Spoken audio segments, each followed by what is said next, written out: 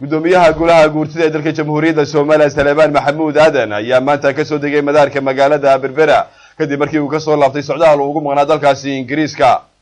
gudoomiyaha golaha guurtida ayaa sheegay in socdaalkiisu uu la xiriirayay arrimo caafimaad isla markaasina uu si weyn ugu faraxsan yahay ku soo guriyay noqoshada dalkiisa hooyo. gudoomiyaha golaha guurtida Salebaan Maxamuud Aadan ayaa waxa uu sheegay inuu bariyaha maqlaayay gole cusub oo laga dhawaaqay magaalada Hargeysa sayeshe waxa uu sheegay in sharciyan ay wadanka ay ka jiraan 3 gole qaran oo sharciya waxaana uu gudoomiyaha golaha guurtidu sheegay in aan loo baahnayn golaha afraad oo laga barbar sameeyo.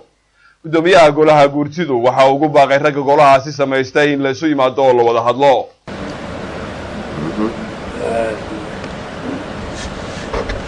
guurtidu qeylinaysan waa maqlayo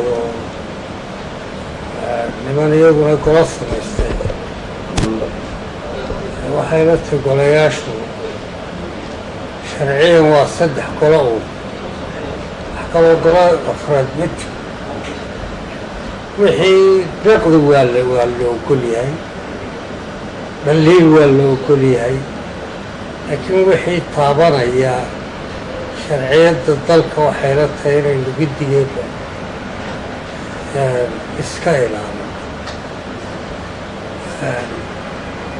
muwaafaqadun baa dalka meel lagu gaarsiiyey. gudoomiyaha golaha guurtida ee dalka jamhuuriyadda Soomaaliya Salebaan Maxamuud Aadan ayaa waxa uu ka warramay cadawga faraha badan ee uu leeyahay dalka jamhuuriyadda Soomaaliland waxaanu dadka reer Soomaaliland u soo jeediyay inay midoobaan.